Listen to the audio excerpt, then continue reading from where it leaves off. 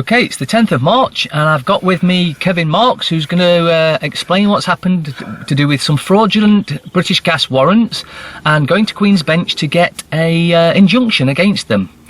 Over to you, Kevin. Yeah, all right, Mark. Thanks for that, Mark. Yeah, my name's Kevin Mark. And basically, I was in a group, beat the bailiffs and the banks, and there was a guy that came in for help on a gas warrant.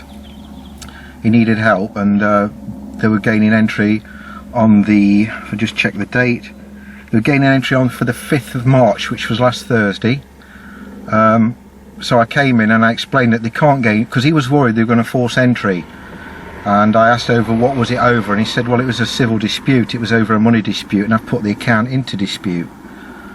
So I said under the 54 Gas Act they can't make forced entry, they can only come in if they suspect that your gas supply is unsafe and creating a danger. So they use the 54 Gas Act for a warrant of entry under magistrate's jurisdiction. So comes to Thursday, the police turned up. Did he know that they were coming on Thursday? He knew they was coming on Thursday, but it's hard to explain because I'm trying to go through it in a logical way. But okay, what should have happened, if it goes through the court in the proper way, as we know it as a magistrate's court, Peter, who I was helping, he should have had notification that warrant was going to be issued. It's a human rights notification. Yeah. They have to give you at least 24 hours notice. Yeah, he should have known that warrant was going to be issued, so he could have gone down and put it aside, rebut it and quash it or whatever. But it wasn't, and I'll go to that later into the video and it'll all come to light. He didn't get the notification, he just got a letter to say they're coming on the 5th of March. That was it. So we did a lot of to and fro with documents, and basically I tackled the police on speakerphone. This was on the Thursday? This was last Thursday on the first gas attempt on a warrant. But when the gas fitter came, he wasn't with a constable, shall we say, to enforce the warrant. He was on his own. The warrant that he showed, because I couldn't see it. Can I just interject there? He would also need a warrant officer with him? Yes, to enforce the warrant. Was there a warrant officer there? No, he was just on his own. Okay.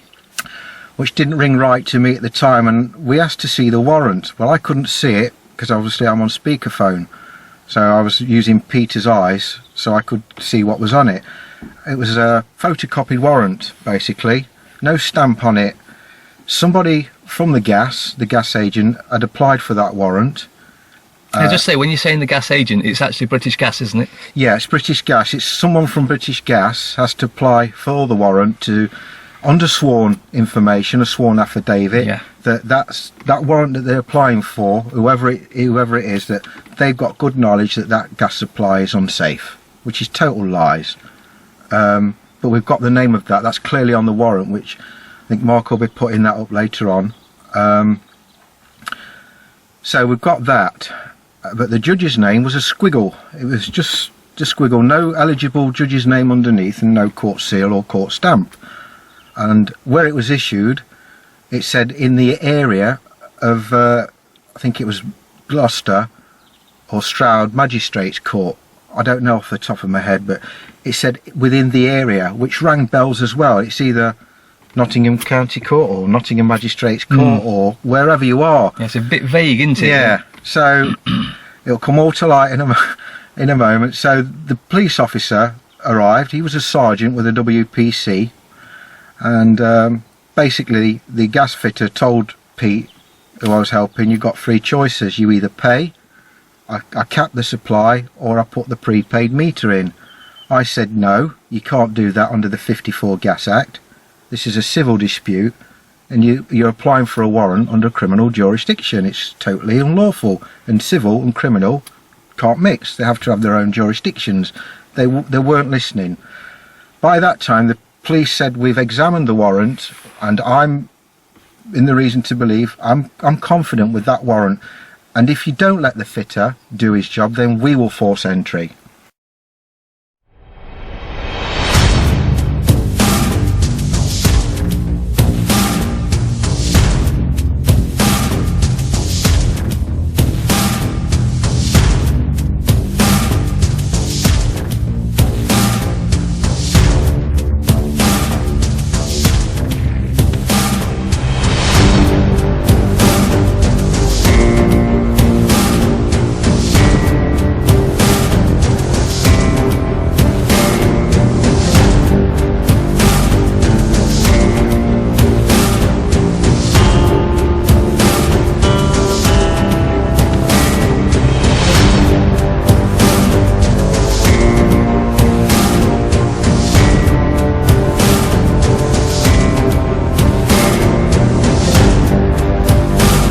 So the police are now going to force entry in a civil matter, Yes. totally breaking the law. Yes, Okay. and I told the police that he's working outside their jurisdiction, and that this is a civil matter, and the account's in dispute with British Gas.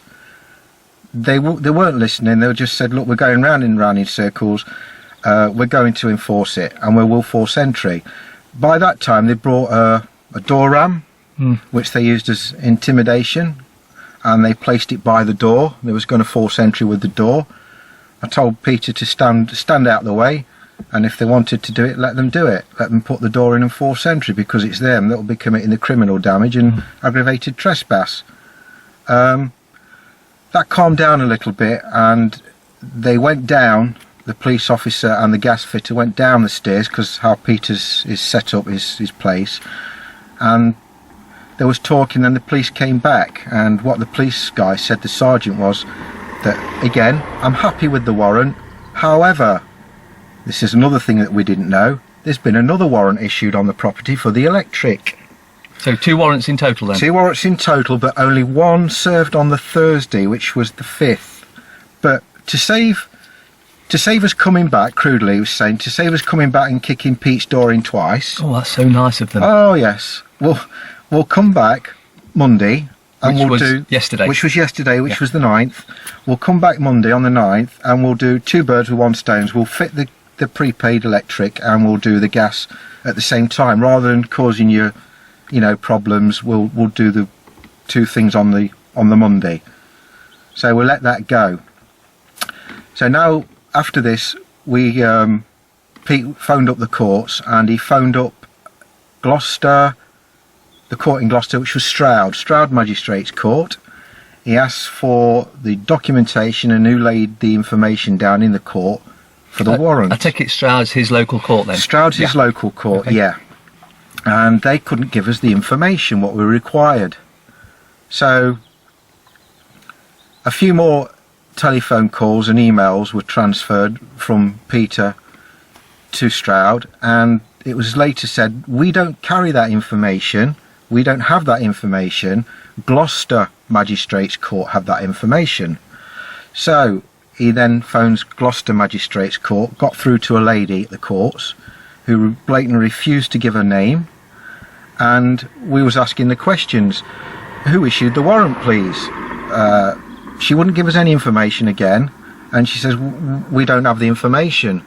So we said, well, you must have the information. This warrant has come from a court.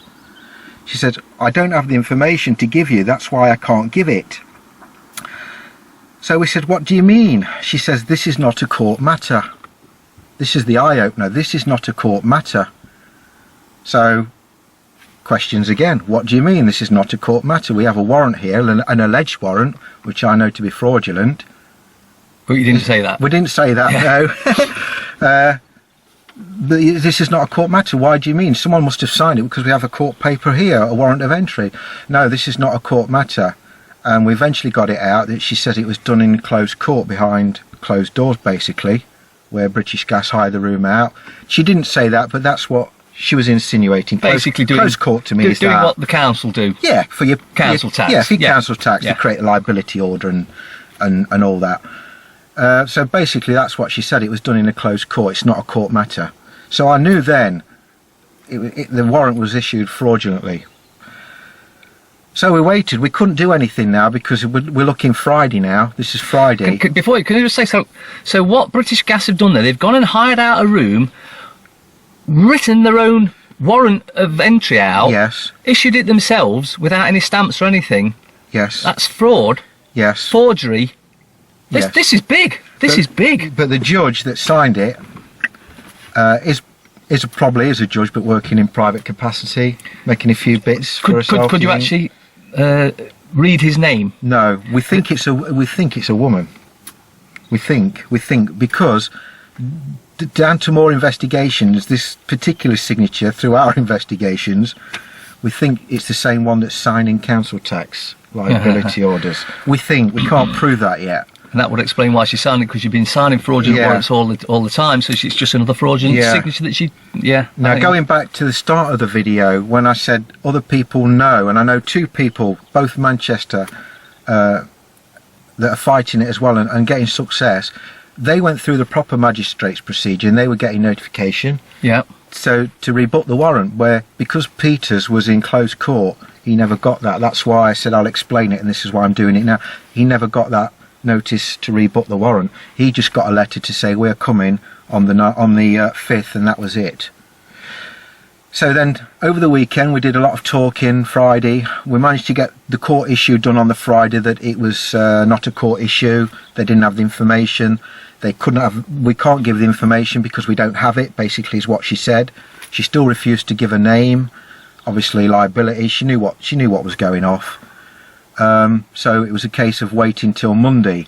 Yeah, can I just interject there? Yeah. That means she knows that what they were doing was unlawful. I don't know about unlawful, but she knew it was a closed court because she actually said it was in a closed court. The way she's acting there would suggest that she does know, and Probably. that's why she doesn't want to give a name, because for liability. Liability, yeah. Yeah, liability. So we couldn't do a lot really. We tried. This is the big one now that really blows it out of the water. But we tried on Friday to get a High Court injunction at the Queen's Bench in London. But we were a bit too late in doing what we was doing. It was mid-afternoon. So we let that go, and over the weekend, and then come Monday, we were still talking about it. Just in case what was happening today when they were supposed to be coming just went a bit wrong. Yeah. So we just needed a bit of defence, really. So there's another guy, and I don't know the guy, but I want to give a big respect out to him. That's Bradley Knight. Don't know the guy, but you did a good one there, Bradley. He lives in London, and he's always in and out of the courts. And he applied for a High Court injunction at the Queen's Bench on yesterday morning, in the morning. And we actually got it stamped off. So you're probably wondering how all that happened now, yeah? Yeah. Yeah. Queen's Bench and... Yeah, right. I'm sure everyone's wondering how that happened. What happened was, because Bradley's in and out of the courts and he's local to London, he went in the courts, and what we did was, Peter wrote out a sworn affidavit, sworn statement of truth, that what had gone off really, his bill was in dispute, this wasn't right, and you know, the sort of things that you do to rebut the case. And he put that down as a sworn affidavit, and Bradley Knight went into the High Court, and he went in as a Mackenzie friend. It's all down on the warrant, on the injunction. He went in as the Mackenzie friend, so he spoke before an honourable judge, Lewis I think his name was, Honourable Judge Lewis, through Peter's statement of sworn truth, as the Mackenzie friend. So basically Bradley was speaking the words of Peter through his statement, because Peter couldn't get there, which rang big bells to me, because now we're talking Mackenzie friend, now we're talking common law, which is, this is where it blows it out of the water for me. And it was stamped off. There was a few investigations made, I'd imagine, to get where it was to stamped off, but it was stamped off, and we got it issued. I think it was about 2 o'clock, 3 o'clock. It was sent through the email just half an hour before the constable came on Monday, yesterday, for the second attempt to evict. So this was the gas and electric fitters have come back again on Monday, yesterday? Yeah, and we actually got about 3 o'clock-ish? Yeah, I'd say about 3. Okay. By the time we phoned the police, they got there about 4, and the High Court injunction came through the email to Peters from Bradley, I'd say around about 4, so it was timed just right. Couldn't have timed it any better, really. It's 4 pages long. You'll see it on the video. It's got the stamp on it. Yep. It's got the date on it. It's got everything. It's even got Queen's Bench on it. And basically, the police constable served that, and so was the gas fitter. Was it the same constable from the Thursday? No, this was a PC. The one on Thursday was a sergeant. Okay. This was just a normal police constable. However, he didn't know what the implied rights of access was. We had those signs up, and he was fair, to be honest, according to Pete, because I say I could only listen on speakerphone. The thing is, there are a lot of good cops out there. There are some good ones, yeah. But they get swayed by the bad ones. Yeah. And we've got to get rid of the bad ones. Yeah. Plain and simple. Yeah. No, I agree, there's some good and there's some bad. It's the bad ones, though, that give the rest the bad name, you know. but he didn't know what the implied rights of access was, and we said we don't consent, and we don't consent to forced entry or for fitting of the prepaid meters. And he turned around and said, I'm not here, sir, to force entry. I'm here to stop a breach of the peace. That's what was good. And he said, I won't be forcing entry. And the words that came out his mouth were, this is a civil dispute. I thought, hooray for that. This is a civil dispute and it's not criminal jurisdiction. So I'm staying well out of it, lads, sort of thing. I'm just here for breach of the peace, but I will not be forcing entry. And that's when he was served the injunction from the High Court, and so was the gas fitter and the electrician. Yeah, so we had two there yesterday, the electrician. Still no warrant officer? Still no warrant officer, but now, because they said they were going to serve 2 warrants yesterday, which I said they're going to wait till Tuesday. Monday. Still 1 warrant was served, 1 warrant was showed, and it was exactly the same warrant that the gas fitter showed on Thursday. The same warrant. So we still haven't seen the second warrant yet. We still haven't seen the original warrant, because the warrant the fitter had, it's confusing, is the photocopy of the one, and we've got one, so we're thinking it's the photocopy of the photocopy. So we still haven't seen any proper court documents yet. So that's where we are at the moment. I don't think British Gas are going to come back, but I could probably give you some information on if you want to do the High Court. Yeah, I'm sure that'll be good. Yes, yeah. Well, what you need to do, anybody can apply for a High Court injunction at Queen's Bench in London at the Royal Courts of Justice. And basically what you do when you apply, you have to apply for a form, and it's called the EX160, and basically that's what they call a fee remission form, and it's a means test form.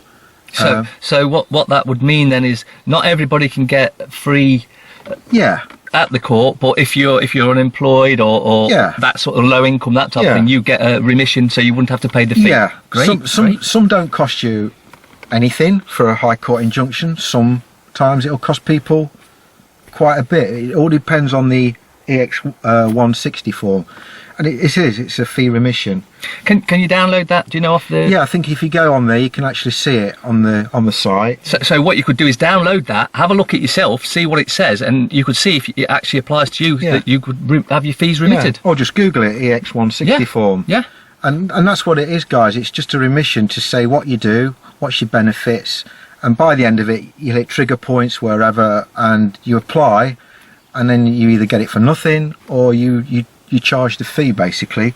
And you also have to supply, I think it's 3 months bank statements as well, to prove that what you're saying is true, because again, it's all under sworn statements, affidavits of truth. So, and if people don't know what we mean by an affidavit, basically you're just swearing the truth that what you say is true, under penalty of perjury. In other words, if they find out you to be lying later on in time, in court or whatever, then you've hung yourself, really. So just remember that, guys. If you do a sworn statement of truth, an affidavit, please tell the truth, because if it ever comes out that you've got false information, you'll be up the swanny, I think. So that's the only way we got the High Court injunction, through the affidavit of Peter, using Bradley as a Mackenzie friend, and Bradley speaking Peter's words through the statement, and that's how it was heard. And that's where we are. But I don't think British Gas will be coming back now. They've been put on notice big time now. Well, I'm not so sure whether that they should be coming back. I think they should be worried that they're going to get done for fraud. Forgery, deception. It's massive fraud. It's fraud what they've done, not only on Peters, but what they're doing to everybody. And it's not just it's thousands they're doing UK-wide. So what we could all do here, if we've had any dealings with this sort of thing, is use Guy Taylor's method of getting the paperwork from the courts. Once you've got evidence that they've committed fraud, forgery and deception, take them to the cleaners. And just remember as well, it's not just British Gas, you've got all your other main energy... they'll all be at it, yeah. And it's the key to remember is they come in for a warrant of entry under the Gas Act 1954, which they're saying that your supply is not safe. That's what they're saying, but the real conception is, the real scam, the twist, is they really want to come in and put a prepaid meter, and they can't do that. It's unlawful and it's a civil dispute. But what do they use to get that? There is a certain rule that they can sort of sometimes use that, but not in this situation. Yeah. What is that? That's the 86 one. Yeah. Yeah, probably will. They'll throw at you the 1986 Gas Act. Yeah, it's a Gas Act. It's amendments to the 54. But what they do, they say that under the 86 Gas Act, they say that they can come in, they can alter your pipes, fix your pipes, cap you, fit a prepaid meter for non-payment of bills, and if necessary, use force. Big word, force they can use. They can't use force. They can't even use force on the 54 Act, I don't think of an entry. It's just a warrant of entry. So they're using the 86 Act to enforce like the 54, if that makes sense, under the warrant of entry. It's still a civil dispute. You can't use a criminal warrant of entry for a civil dispute. So they're sort of like blurring the lines between the two. Yeah, they're using and pretending that they can, when in all reality they can't. No, and civil and criminal have to be in their own jurisdictions. You can't mix the two. It just doesn't work. But that's what they're doing. They're gaining these warrants fraudulently. Even if it went through a proper magistrate's court, in my opinion, it's still fraud. It's fraud by deception, telling the magistrates that your supply's not safe. But they really want to get in and put your meters in. Well, here's something quite interesting as well, actually. Now, say it's got to the point where they've drilled your locks, or if they've had the police aid and abet the criminal activity, and they've actually gained entry. Yes. That warrant is then classed as executed. Yes. You can then tell them to do one. Yeah. Because that's it. That's game over. And the other thing as well, in the Gas Act 86, if they do make entry, force entry, and make damages, it's British Gas that make it right and leave it as it was, before they leave, basically. They have to make good your damages. So that's in the 86 Gas Act. And that's where we are. I've spoke to Pete again today, because it's Tuesday today, and we're probably going to think maybe it's up to Peter. It's Peter's case. I'm just there as really as Peter's Mackenzie friend, but we may go through and do a private prosecution against the judge for the conduct that they've done. If there was a judge there in the first place. If it was a judge. Either way, whoever was in that room is liable for forgery, fraud, deception, all criminal activity, all to do with British Gas. Yeah, and the other information I found as well, if you've got a complaint or you've gone through a court case and you think the judge is a bit corrupt, or for whatever reason, you're in the same situation as what Peter's in poll tax and behind closed doors, you can make a complaint through the judicial system, and I think you've got 90 days after the initial episode you had. You've got 90 days to complain, and you can do that on a form, or you can do it in writing, and that's on the website as well. So, well, you can also complain against the judge. That would be a good one to start, because then they've got to find out if this alleged judge was actually there, and if it is the same one to do with council tax, they're in a lot of trouble. So now I think Peter's in the minds, well, he's in the process now. By the way, a letter went out on the Friday, the following day of the first attempt of the warrant of entry. That's been served to British Gas, basically telling them what they're doing was fraud, and putting them on notice, really, of our initial findings. What we found, that was nothing to do with the High Court injunction. That was just our initial findings, and they were put on notice of what they were doing was wrong, quoting the Gas Act, quoting the warrant of entry, quoting health and safety. So they would have got that probably Monday. Now they've got the High Court injunction now, so I don't think they'll be coming back, but I know he's going now for tort. He's going for tort now on British Gas, and I hope he does. I hope he's successful. British Gas have done this many times. I remember reading on the internet several times where British Gas have done this, and where they just break into people's houses. And they don't even owe any money. They break in and put prepayment meters in. Yeah. It's got to be stopped. British Gas have got to be held to account for everyone they've caused torts on. And it's to say, it's not just British Gas, it's your other energy supply as well. They'll do the same routine. They'll go for the 54 Gas Act. And hire the room out. And yeah, so don't think it's just British Gas. They all do it. But as I say, having said that, that was an eye-opener for me, because the two guys that I know, and that's Paul Webster and Mark Gillard, they beat the banks and the bailiffs as well, they actually knew the warrant was coming, so that went through a proper... Because they got the 24-hour and human rights notice. Yeah, they went through the proper, as we know it, the proper magistrate's process. But Peter couldn't. It was all closed. So it looks like what they're doing here is they're realising we're starting to understand what's going on. We're going and challenging these warrants in court and winning. Yeah. So that they're now doing it backhanded in a private room themselves, so that you can't do anything about it. And I think that's where they've changed tactics now. they're doing it on the Totally same as unlawful. the poll council Yeah, tax. totally unlawful. Yeah. So it's just a case now, wait and see. I can give you updates later as and when it happens. I'm sure the warrants will be up for people to see. Oh, they are. Yeah. You'll have the stamp on there from the High Court, plus the fraudulent warrant that was issued. Oh, that was another thing. On the Magistrates Court I told you about, where it says like Nottingham Magistrates or Gloucester Magistrates Court, this one had in the area of Stroud Magistrates Court. In the area. In the area. So that sent alarm bells ringing, because I'm thinking, well, yeah, it was in the Magistrates Court, yeah. Only it wasn't, because it was in the area. So in the area could be 5 streets over that direction. Well, it was in the building, it was in the area, but it was in the court, yeah, but it was in the area, within a room, within that building sort of thing, so it was right, but that sent alarm bells ringing as well. In the area of Stroud Magistrates Court, which... So one of the things we've all got to start doing is you get any paperwork, examine it carefully.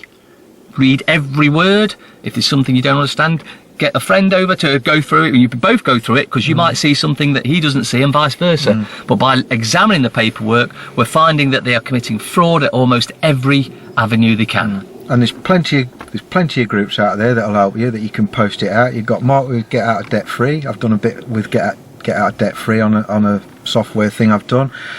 You've got Beat the Banks and the Bailiffs, big group. They're about 24,000 strong. And with that group, I'm also helping a guy out, East Coast Resistance, Colin Johnson. He's down at Great Yarmouth, doing a good job.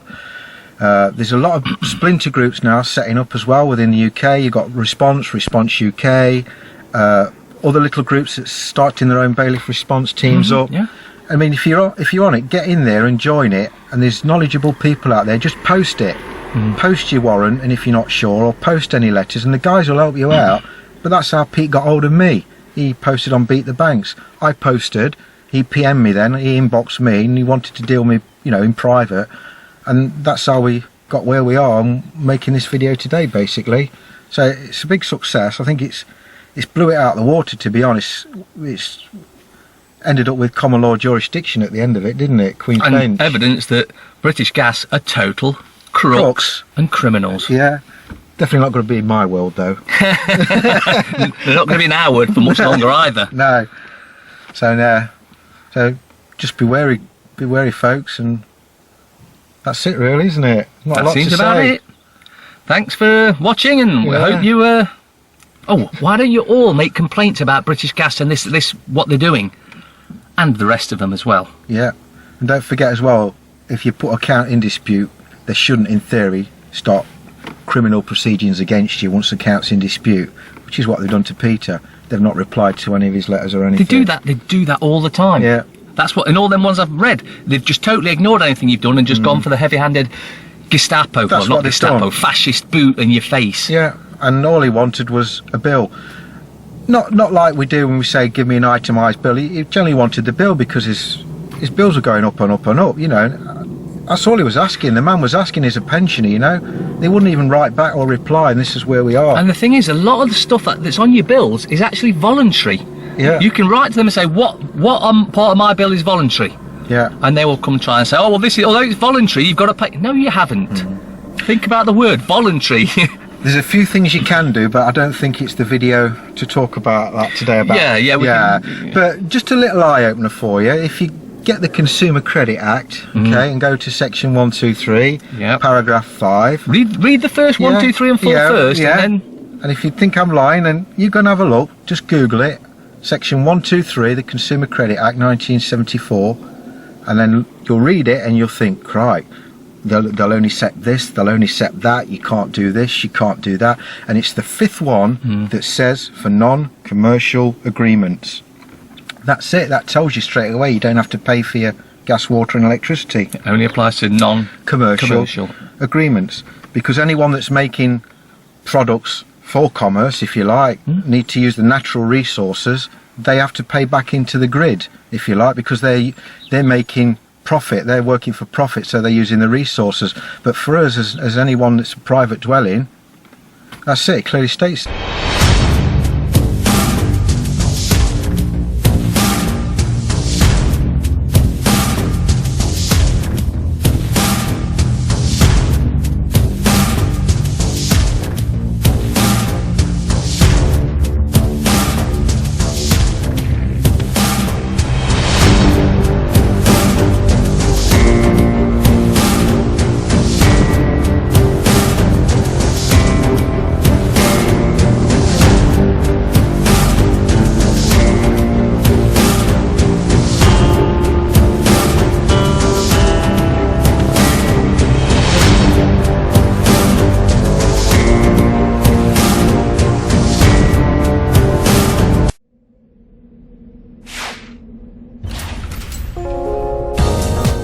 Free TV, in association with GetOutOfDebtFree.org.